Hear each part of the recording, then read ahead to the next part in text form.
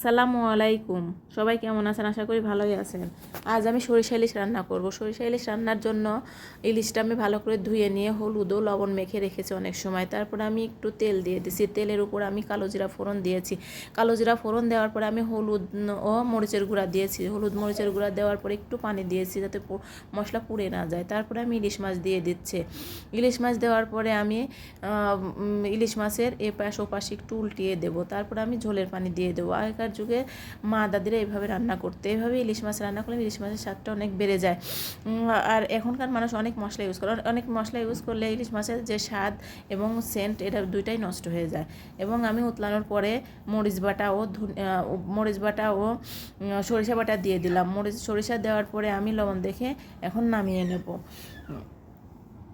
আমার রান্নাটা কেমন হয়েছে জানাবেন। এভাবে যারা রান্না করেননি রান্না করে খেয়ে দেখবেন কেমন স্বাদ হয়, এবং রান্নার কালার কেমন হয়েছে জানাবেন। আসসালামু আলাইকুম।